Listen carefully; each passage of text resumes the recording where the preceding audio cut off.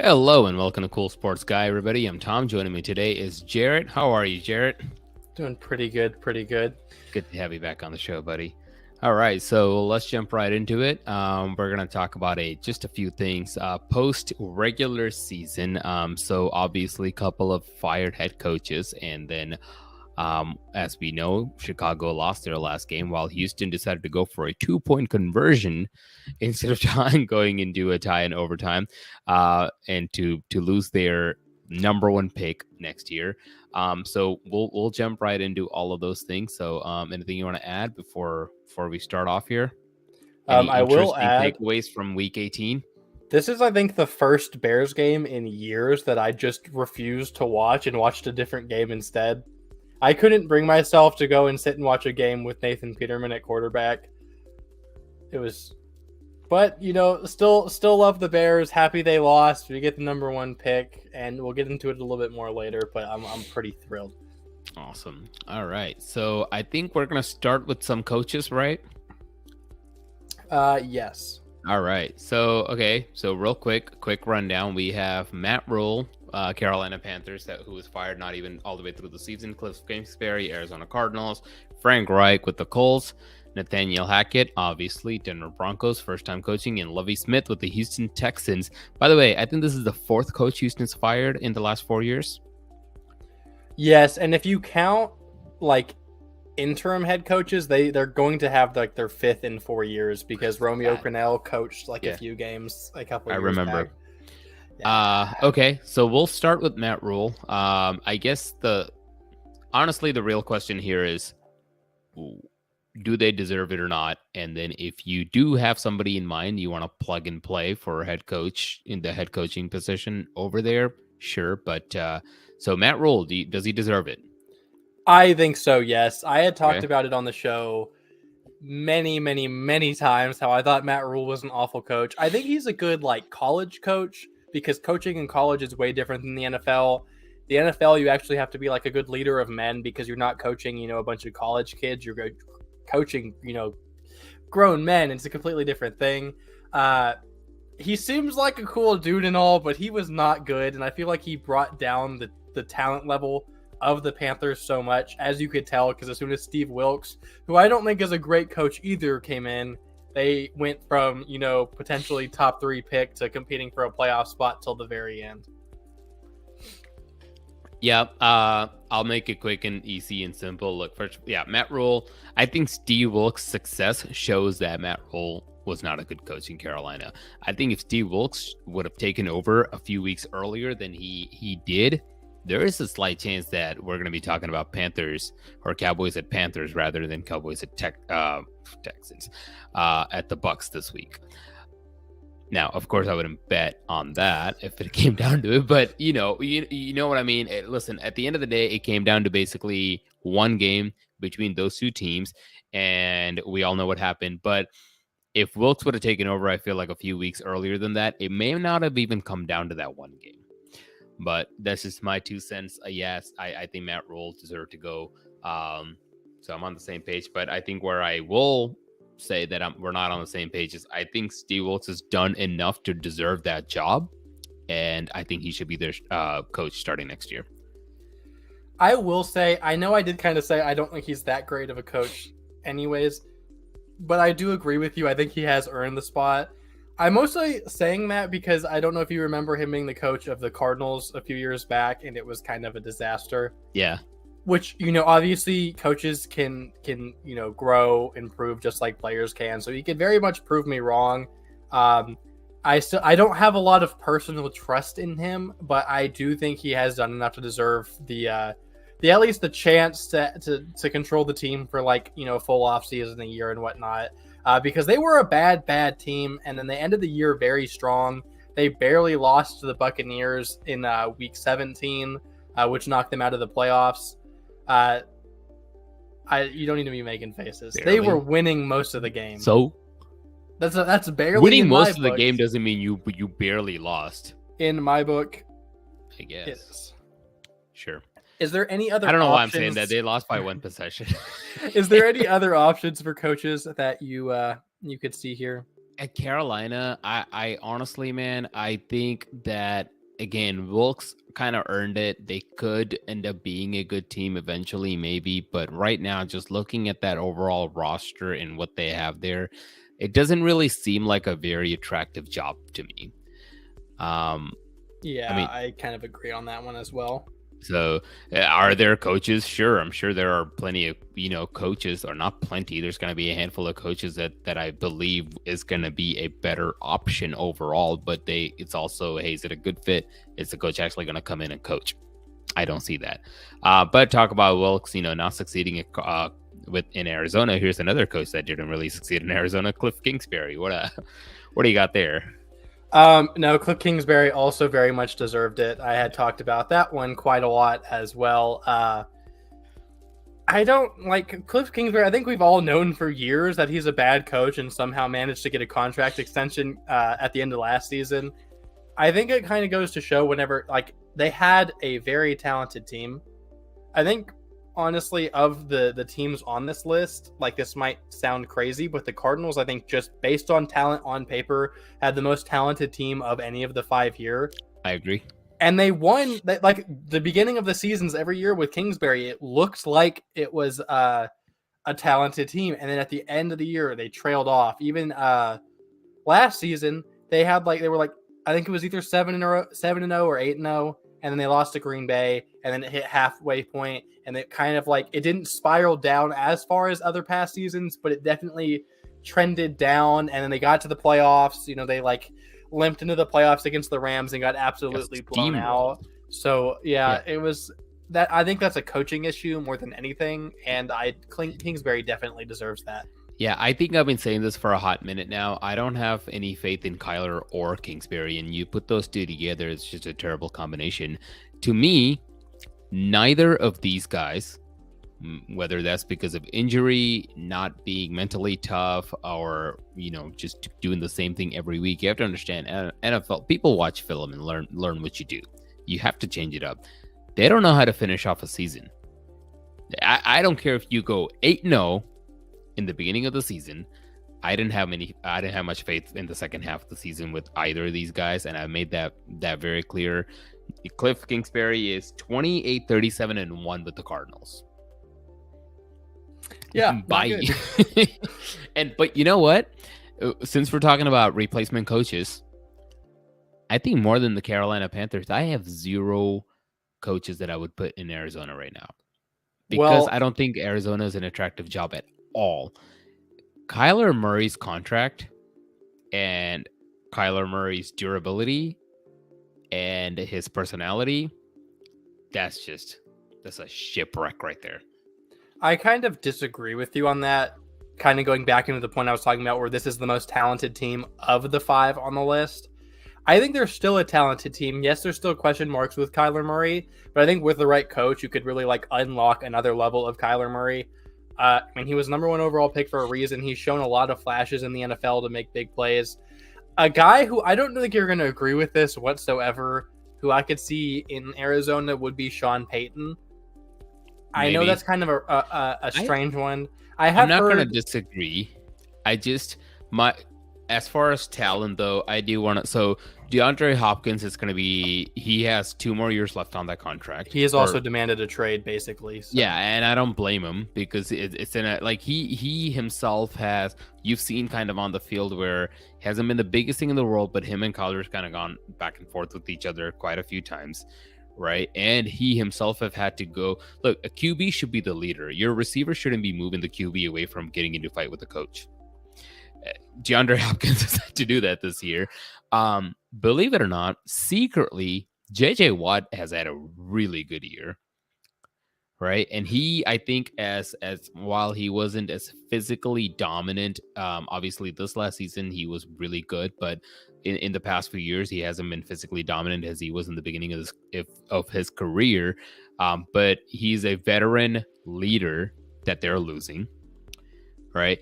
And sure, they still have Buda Baker and they still have a lot of great players and great guys, but I think you take Hopkins out of the lineup, and even during this season, you saw how the team performed with and without Hopkins.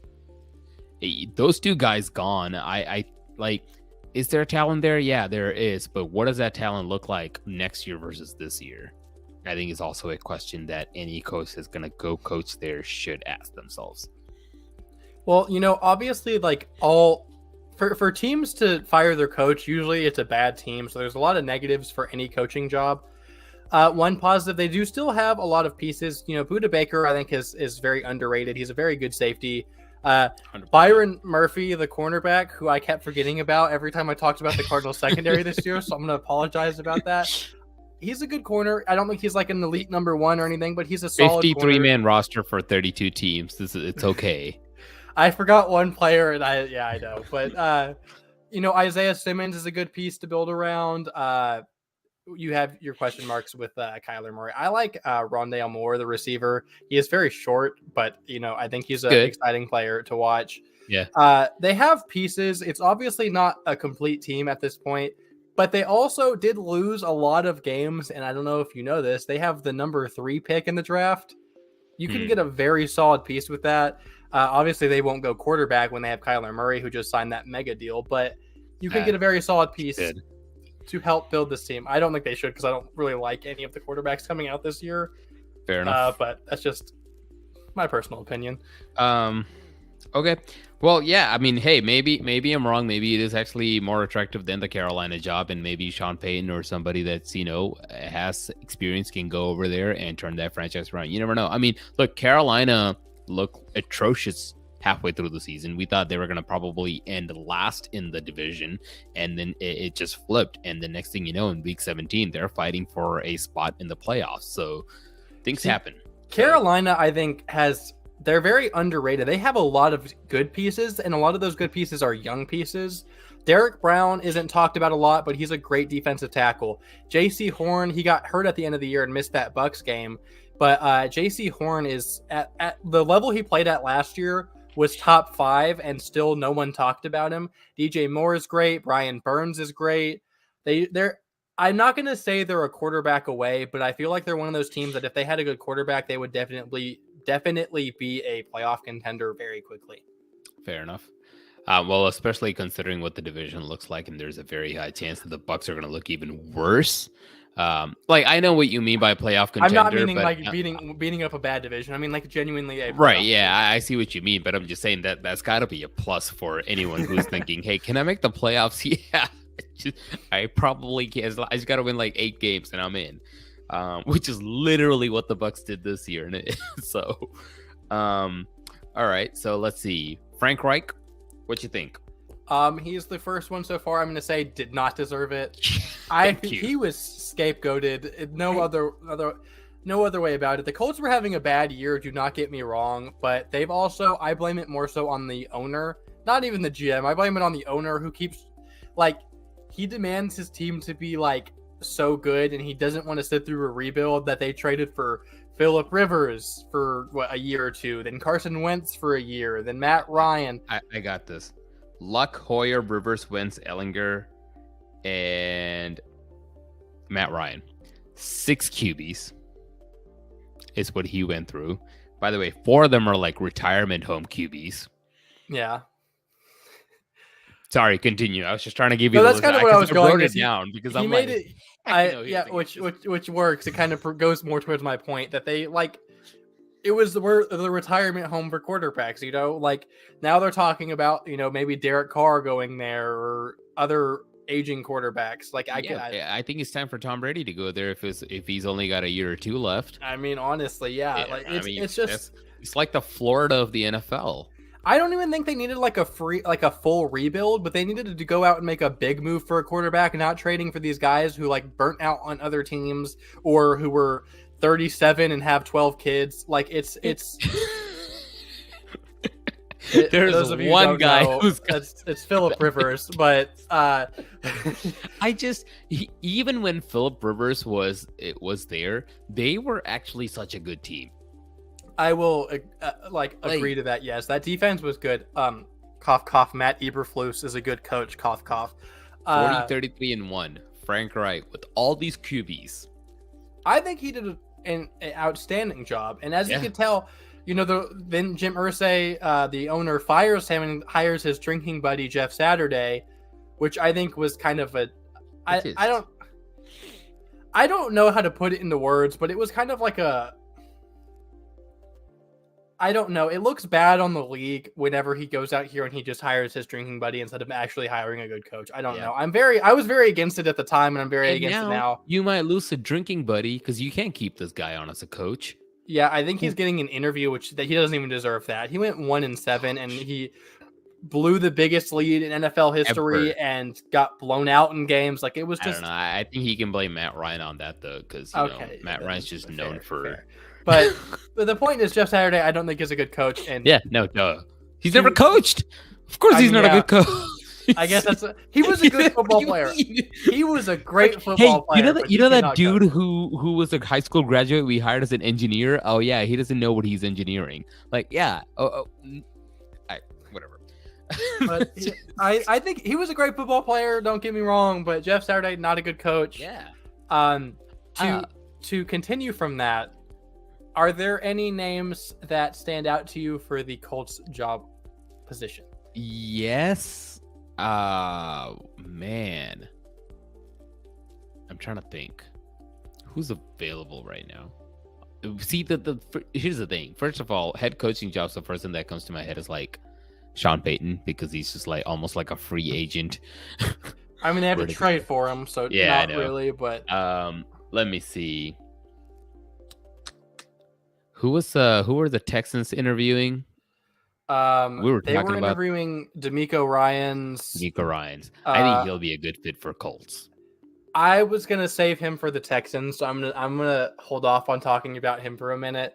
Yeah. But I think that D'Amico Ryans is gonna be a great coach. Dan Quinn, I don't hate for the Colts, but I feel like if I was a Colts fan and we hired Dan Quinn as head coach, I'd probably be a little unhappy with it. Bring Matt Ryan back. Fair. It's not fair. It's not the same guy anymore. I mean, if that's what you want to do, go right ahead. Listen, considering I live in Houston, I'm okay with them doing that because, another team of the division out of the way, but... Another name who... I know he was talked about a lot last year because of a controversy, but Brian Flores, who was the Dolphins head coach, I'm not going to get into the whole issues because I don't want to talk for 50 minutes, but there was the issues. But I still think Brian Flores is a good coach, and I think he for what he had in Miami with a very underdeveloped Tua, they won a lot of games and came very close to the playoffs every single year, and they looked well coached. I think that he should get a shot. I personally don't think it will be this year, but I think it should be this year, if that makes sense. I think he could be a good coach. I want to throw two of them in there, which is probably obviously nowhere near going to be a top candidate, but I just want to do this just so they can stick it to Houston for their idiocracy. Robert Saleh and Lovie Smith. Well, Robert Saleh is still the head coach of the Jets. So wait, who am I? Not Robert Saleh. Oh my God, what was our previous head coach's name? I'm gonna say Romeo Cornell. No, David Culley. David Culley. Sorry, I don't know where Robert Saleh come from. I apologize. I was like, that's a good name because he's a good coach. I don't know what the heck I'm thinking. Yeah, David Culley and Lovie Smith. I don't think either of those are a possibility, but I get where you're coming from. I can just to stick it to Houston. I love Lovie Smith as a Bears fan, so. We'll get to that here in a second. A fit I could see for Indianapolis. Forgive me if I pronounce this man's name wrong because he deserves so much respect. But his name seems hard to pronounce. Is Chiefs offensive coordinator Eric Bieniemy? I think is how it's pronounced. That's exactly how you pronounce it. I thought you were going to say Rick Versace. Because we kept butchering his name much last season. He should have. I don't know. He's on the Packers now, but so I can't like him. But he should have gotten the Raiders coaching job. But Derek Carr probably would have had a job right now. That's also fair. But so I think I would go with Eric Bieniemy as the for the Colts. I think they stick with an offensive kind of head coach. If not, I could see like a D'Amico Ryan. He's gonna realize real quick how good Patrick Mahomes is when he leaves the Chiefs and goes to the Colts, and they get another retirement freaking quarterback. Who's even older than Derek Carr? I don't know. I'm trying to think. I'm trying to think. Brett Favre comes out of retirement. Yeah, like obviously we're not. Maybe it's gonna be Rodgers closing in on 40. Rodgers actually could be one. Watch him take him to a Super Bowl. You're gonna be so pissed. I won't be pissed because it's not the Packers. I would actually laugh. That's fair. I don't know. That's fair. I hate him, but I hate the Packers more, so it is what it is. All right. Nathaniel Hackett. I'll let you start with this one. Okay, listen, I've gone back and forth on this because here's the thing. Yes, look, he's proved that he's not that great of a coach. He's gone, and out of nowhere, Russ is now finally starting to cook. But Russ might also just be starting to cook because people just aren't taking the Broncos seriously anymore because they are such a travesty. So my answer is twofold. Nathaniel Hackett, is he a good coach or bad? Probably not that great of a head coach. Right. And that's fine. I get it. It was his very first time doing it. There was a lot of noise. There was a lot of expectation. When Russell Wilson signed with the Broncos, a lot of people had them going to the Super Bowl. I think all those pressure and all those things taken into consideration, no, he should be gone. But I also, I said this before, and I'll say it again. Russell Wilson is responsible for Nathaniel Hackett getting fired. You can give all the credit in the world to the defensive coordinator. You can give all the credit to, anybody else you want to for their defense doing so well. But when a team is giving up an average of 17 points a game, and you have a 2-time Super Bowl appearing QB who people argue should be in the Hall of Fame, can't even put up that many points to win games, it's not fully on the coach, man. It really isn't. Like, I'm not saying Nathaniel Hackett deserves a head coaching job. I'm just saying I'm still not going to back down from the fact that in this particular situation, Russell Wilson is responsible for Nathaniel Hackett getting fired. At least the majority of the blame goes to Wilson. I don't know. I'm not going to say I agree with that whatsoever, but I will say I think Russell Wilson deserves more blame than he's getting. I don't think it's all on Hackett. I will say, three weeks ago or whatever, when Hackett first got fired, I was like, Russell Wilson had a very bad year. I'm going to put a lot of blame on him. But since Hackett was fired, I know you're saying no one took the Broncos seriously, but I don't think anyone's taken the Broncos seriously since week one. That's not true. I don't think that's true. No, here's why I don't think that's true. I think since week one, it's the speculation of Nathaniel Hackett maybe is not a good head coach started, because week one is when they kicked that field goal and missed it. Week one, everyone was thinking you should have put the ball in Russ's hands and let him play. And after week one, you knew they weren't going to make the same mistake again. And next time, if they come down to that situation, ball's going to be in Russell Wilson's hands. The story's going to be written differently. So I think post week one, people did start to take the Broncos more seriously. But post week one, we realized why it was a good idea to try and kick that field goal, because there was a higher chance of you making that field goal than Russell Wilson actually getting your first down. I'm not saying Russell Wilson deserves no blame, because he definitely does. He did have a bad year. I will throw that out there. Terrible and it's not just small things. I know everyone watched that Thursday night football with the Colts and the Broncos, and that was the worst quarterback performance I've ever seen from two, former Pro Bowl quarterbacks. Pathetic. Russell Wilson missed a wide open receiver to win the game and whatnot. But, I will say that the last few weeks, I know you're kind of discrediting it, which is a fair argument to have. But since Hackett's been gone, it looks like Russell Wilson took some beginner cooking classes. He's starting to learn how to cook a little bit. The last few weeks, who all have they played? There was the Chargers starters. So right. That was so they played 3 division games. Who you would be the biggest advocate to say division games are weird. They're always closer than you think. Yes, Okay. I do. Okay, see, Okay. yes. I get it. Wilson That's a played fair- better in it's the a fair last few. argument. Wilson played better in the last few weeks after Nathaniel Hackett was gone. I understand that. I'm not trying to take that away from him, but you also have to take into consideration Chargers, by the time they're playing the Broncos, guess what?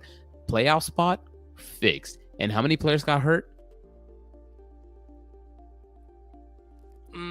Okay, listen. How many picks did Patrick Mahomes throw Listen, playing the hear me Broncos? out. A lot, I think. That wasn't that the game where he threw like 3. I rest my case. Listen. Hear me out. Again, Russ had a bad year, but he picked it up at the end, and I know it was division games and whatnot. And I'm saying you have a very fair argument. I just think Russ can be fixed because you can't tell me that this didn't feel like a weird season for a quarterback like Russell Wilson to begin with. I don't know if that's I'm explaining that very well. It does feel weird because not a single human being expected this from Russell Wilson. Okay, but quarterbacks regress. It happens all the time. But I don't feel like we've never seen a quarterback regress from like an all-pro, Pro Bowl level to that quickly. But there's some outside. Can we maybe give Pete Carroll some credit here? Maybe he made Russ look a lot better than he is, man. Because they were like, everybody called them crazy when they said, yeah, we're going to let Russ walk. Well, they could have gotten like a bunch of Bears picks for Russell Wilson, but they didn't want to do that. And I'm happy. But anyway, wait, you're happy? I'm happy we didn't get Russell Wilson, yes, because he's 34 and we got Justin Fields instead. That's fair. Well, would you rather get a 34-year-old Russell Wilson who gives you a better chance of winning a Super Bowl, or are you saying Justin Fields is just better than Russell Wilson? No, the way I'm putting this is the Bears suck. I don't want to listen. I can't say all the words I want to say to describe how bad the Bears are. Throwing 34-year-old Russell Wilson into that would be atrocious. At least Justin Fields is something we can build around over time and be young.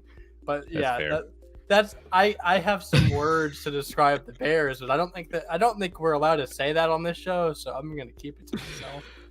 Oh, buddy, you think the Bears are messed up? Let's talk about the team that went for a 2-point conversion to lose the number 1 pick. Okay. My thought process here, Lovie Smith, they must have told him like, "Hey, bro, you're getting fired." Yes, and he's there's like, no "Well, way he didn't know. Screw you! I'm losing you the There's number no 1 way pick. he didn't know. That was the best. If Lovie Smith knew this was happening, because when I was watching the Texans game, I'm sorry to cut you off. When I was watching the Texans game, I was freaking out about them having the potential chance of winning. I was like, "What are you doing?" But if Lovie Smith knew, that was the greatest thing in the world. I don't remember, but in your picks, did you pick the Texans? No. Oh, I did. Yeah, I know that, and I was wondering why. I knew it was going to happen. I called it. The second, you get to like a 4th and 20 situation. If you're the Texans, I need you to freaking run the ball. Don't even punt the ball, just run the ball. And there is zero. There was it's one thing if you just go into the game and you just let them steamroll you, but you put up a fight. Great, congratulations. You made yourself and your players proud, blah blah blah. But there's literally nothing good that comes out of winning that game. Zero things comes out of winning that game. I want to say this though, Lovie Smith, he is a Chicago Bear for life. I love the man to death. He brought us to a Super Bowl. And he did it for the Bears. Obviously, the Texans were going to fire him, so he did it for the Bears. And that's the Bears. Maybe he's going to get a job in Chicago. I hope so. I was actually about to say that our defensive backs coach just left for a college job. There you go. I know that's kind of a step down, demotion. Yeah. But I'm thinking my dream scenario here. Lovie Smith, Bears defensive backs coach -- defensive assist, defensive quality control thing, or assistant head coach. That's my dream, because also he runs the same defense as Matt Eberflus, so it makes sense. and I'm going to. A man can dream, and I'll leave it at that. To continue from that, do you think he deserved to be fired though? Hell no. Excuse my French. No, he did not deserve to be fired. I know you live in Houston. I live right outside Houston. I'm not a Texans fan, but I keep up with the Texans, and I'm trying to push them up into like my favorite team so I can at least root for one team who lives anywhere remotely close to me. I don't like. I knew he was a 1-year rental the time they hired him because I just know the Texans are that much of a poverty franchise that they were going to do that, because they did the same thing with David Coley. You kind of knew like he's a 1-year rental. I don't know why they keep doing this, because that's not how you build a team. You're wasting all of the players like time and everything, just recycling coaches every year. It's dumb. The Texans suck, and it annoys me. So I saw this earlier today, and I don't know if this is accurate, that the Texans are considering, and apparently the front runner as of today is Cliff Kingsbury for their next coach. Oh my God. Where did you see this? No. Dude, here's the thing. It doesn't matter. Here's the thing. And if that is the case, and the reality is I could have just seen it and said fake news, but this is about the Texans, and I believe it. The reality is Cliff Kingsbury, with the talent, you just said they have probably one of the most talent in all of these teams that we're listing out right here, has won 4 games.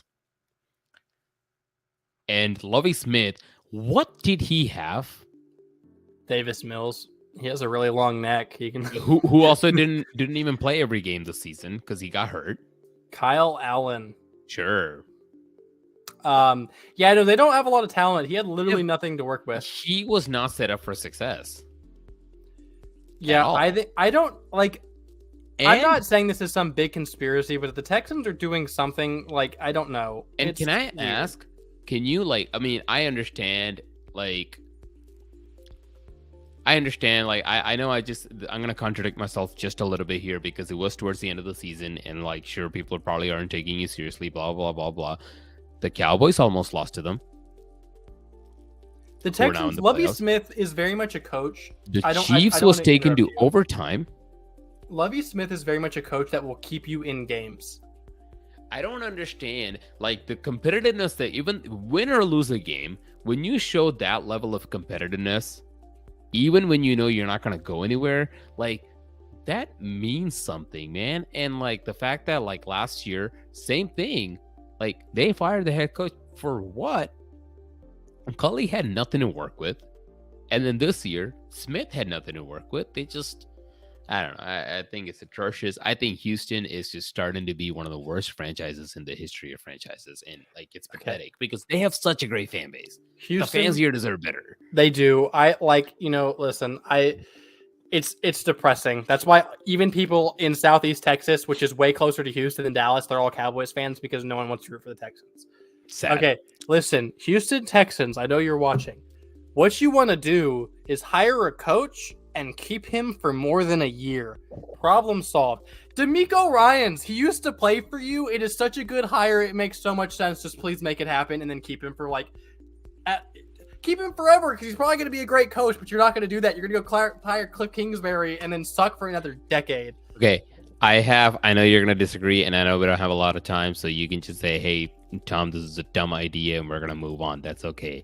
25 seconds, I promise. I have an amazing idea for Houston. Hire Sean Payton. Tom Brady's a free agent. Josh Jacobs, a running back for the Las Vegas Raiders next year, is going to be a free agent. DeAndre Hopkins just asked for a trade. Guess where he can go back to? His home team, Houston Texans. You still have the number 2 pick. You still have the number 11 pick. I'm not saying that's a bad idea, but one thing Josh Jacobs has already said, he's going to take a pay cut to stay with the Raiders. That's not guaranteed, but it could happen. Did he say that before Carr was gone? I don't remember the timing. Also, it's the 12th pick, not 11th, but that's not a big deal. Just hire. I don't know. If you want to do listen, here's the thing. Yes. They also have really good cap space next year. Hey, free agents of the world, guess what? You want to win a championship, you have Tom Brady and Sean Payton here together. If you want to do the fast track way, that's That also works. I just think D'Amico Ryan's rebuild. I think that's what you want to do. Okay. Um, Hey, well, we got like 2 more things to talk about. We have like 10 minutes to do it, so we're gonna move on.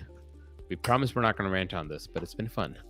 yeah, I don't know. We should just never make that promise again because it's never true.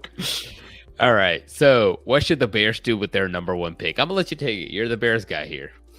I don't know what you're talking about. There's totally no bear stuff here. Listen, that man in the middle of the screen, Mr. Ryan Poles, the GM, has the world in his hands this going into this offseason. That's a lot of pressure. The Bears haven't held the number 1 overall pick since 1947, I believe. It's been a long time, and that year we drafted a running back who played 1 year and then retired. So hopefully this turns out a little bit better. There's like many different routes we could go. If I could add every player the Bears are rumored to be interested in, it would take up the whole screen. So I just went with some possibilities that I like. We could stay at number 1. Get Will Anderson, who's the Alabama player, number 31 right there. Great edge player, debatably the best player of the draft. The Bears, our defensive line got like no pressure. Our leader in sacks on the team was actually rookie safety Jaquan Brisker with 4. That tells you how bad our pass rush was. Or what I prefer is trading down. The Texans, which I'll get into later, kind of screwed themselves because with the Bears, the number 1 pick, any team can trade a king's ransom of picks and players to move up, jump the Texans, and get Bryce Young, who I think is undoubtedly the best prospect in the draft as a quarterback.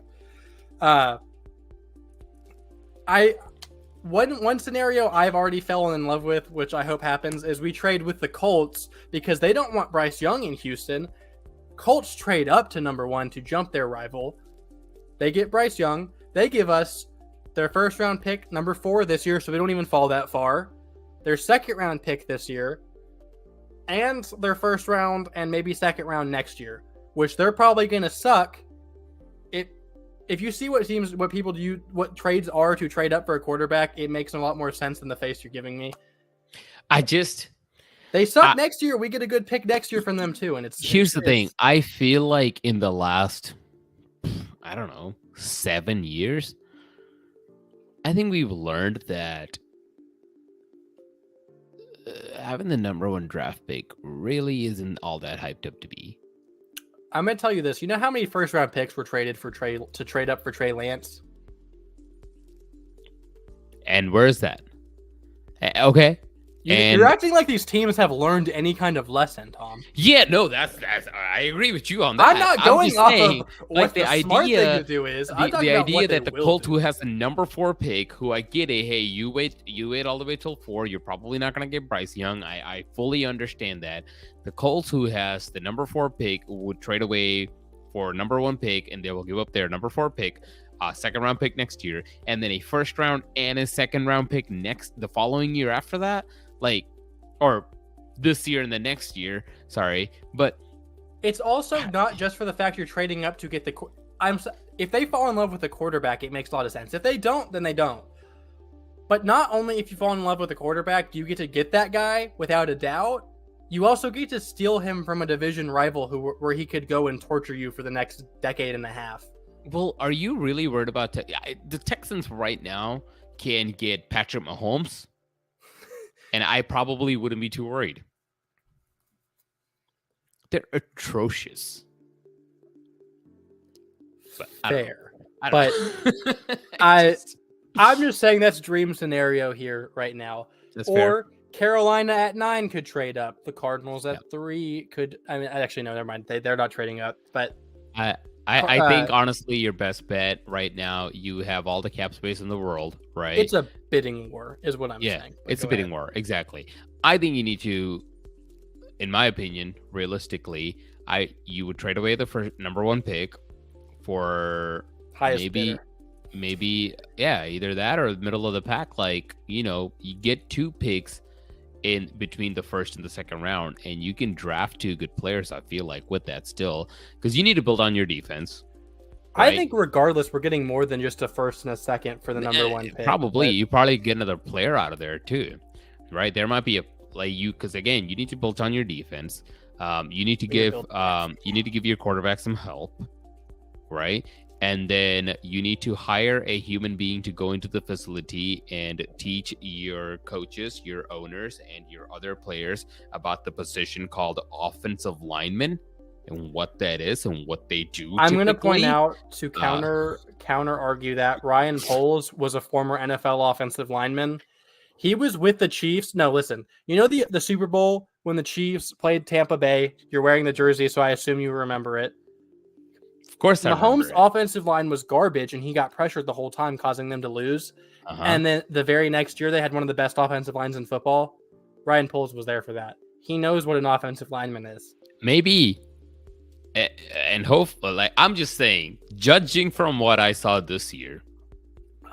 Oh no, he especially that one video where one of your offensive linemen was blocking nobody. There's two of those actually. There's another one of the same player like the next week. Sam Mustipher is not going to be on the team next year, I hope to God. But Ryan Poles going into the season, he basically said, we're going to suck. Don't expect much. We're rebuilding. Okay. That's exactly what we did. We had, not including dead cap, we had the cheapest offense in the league and the cheapest defense in the league and started the most amount of rookies. Fair enough. All right. Well, listen, good luck to y'all. I think you should trade away the number 1 pick. I don't think you need to. I think without a doubt we need to trade. But yeah, you have, like you said, he has the world in his hands right now. 130 million in cap, draft picks. Listen, all upcoming free agents, you have the chance to play with Justin Fields. Chicago doesn't win the division next year. Oh, I don't think we will. I think we win maybe 7 or 8 games. I don't think you realize how bad this team is. Outside of Justin Fields, I get how bad this team is, but you have all the opportunity in the world. See, man. But the thing is, he's not a big spender. We have to spend at least I think 80 million, something like that, just to get to the limit. So we have to spend money, but he's not a big spender. He's not going to overpay for anyone. He wants to rebuild the right way. That's why I think next year. But Fields I'm not telling you to spend all your money in the world. That's what I'm not saying either. But Fields, I think next year breaks out and we win more games. But I think the next year is when we truly contend for a Super Bowl. I think I trust in Poles more than I trust in any other GM. I think he knows what he's doing. I could rant about that for a lot longer, but we're not I'll going to though. I am aware. Did the Texans ruin their future? If you don't know who that other guy is next to Lovie Smith, that's Will Levis, who is Kentucky's quarterback, who's flying up draft boards for no reason. Listen. First of all, there's a typo in this question. Did the Texans ruin their future? This was a question for 6 years ago. Yeah. Yes, they did. They've not only ruined their future 6 years ago all the way up until this point, they continue to make sure they built on that. This is a terrible organization. You know how people kept complaining that the Washington Commanders need to sell? Houston Texans probably need to sell. Yeah. Fire their GM. You already took care of the head coach because, that's just a one and done every year. Rebuilt from the top and the bottom. So the reason I thought of this question is there's a situation very similar to the one we're in right now that happened a couple of years ago, actually. There was a team that was going into the season were viewed as a very bad team. They hadn't won a game, I believe, until week 12 comes up. They travel to LA, or it may be a home game. I don't remember. I'm trying to be a storyteller here. They play the LA Rams. You talking about the Jets to me? Yes. Okay. Yeah, you know how I know that's who you're talking about? Because the Jets was so bad and they were promised a number 1 pick that year. Guess what? I put $20 down on a bet for them to not win a single game that season. The payout would have been $600 on that. And that was halfway through the season. Tommy ruined the Jets. You jinxed it and they got stuck with Zach Wilson. It's all your fault. But the point is, their fault. Don't start winning games at that point. You have 0 wins to week 12. You're promised the NFL golden boy, next generational quarterback prospect Trevor Lawrence, and you win 2 meaningless games to go from number 1 to number 2. And then not only that, you don't even pick the second best quarterback. You pick Zach Wilson for no reason. Trevor Lawrence and Justin Fields were always quarterback 1 and quarterback 2 in high school, in college, up until we got to pre-draft workouts, and Zach Wilson looks good in shorts, I guess. And so the Jets are like, we're taking the white guy, and he is garbage. Taking the white guy. By the way, there's always those random white dudes who sucked in college, and then it gets to the pre-workout, and then NFL teams are like, you know what? This guy who won 3 college games his entire career, threw 10 touchdowns but 47 interceptions, I want him as my franchise quarterback every single year. Great trying to tell the story, but they actually lost to the Raiders. I said Rams. They beat the Rams. Oh. That was their first win. Yeah. I don't know if you remember. They had the Raiders on the road. They blitzed on a Hail Mary. And I was the happiest man on the planet that day because I was like, there goes my money. And then boom. So I remember that play with a passion because my stepdad's a Raiders fan. And I think I watched that game with him. Oh, that was the most ridiculous thing in the world. It almost worked. But it almost worked. Speaking of random white dudes who jump up in the draft process, Will Levis is that guy this year. I could be wrong. I hope in 3 years people go back on this video. Enough to lead a team. People in 3 years from now go back on this video and they're like, "Oh, this guy's an idiot." I hope that happens because I am saying this right now. Will Levis is going to be a bust in the NFL. I don't care. I don't care if it's way too early for that. I'm saying it now. And the Texans, who knows? They may take him number 2 overall now because they're just going ahead to keep screwing their future over. It's pathetic. They need to just it's sad, man. Remember when the Tennessee Titans or the Houston Oilers moved and became the Tennessee Titans? I think Texans need to move and maybe some other team just comes here. Honestly. I don't know. Something needs to happen. All right. I think that's all the topics we have for today, but anything else you want to add before we close it out? I don't think so. I think that was good. It is good to be back though. I feel I know I've been back here and there every once in a while, but it's good to actually have the time to not stress about this and sit down and have some fun talking football, but it was a fun time. Fair enough. Well, it's been a lot of fun, and we'll see you out there this week, and we'll stay tuned for our show on our playoff predictions and pictures, and see where we stand. Until then, I'll see you later. Deuces, guys.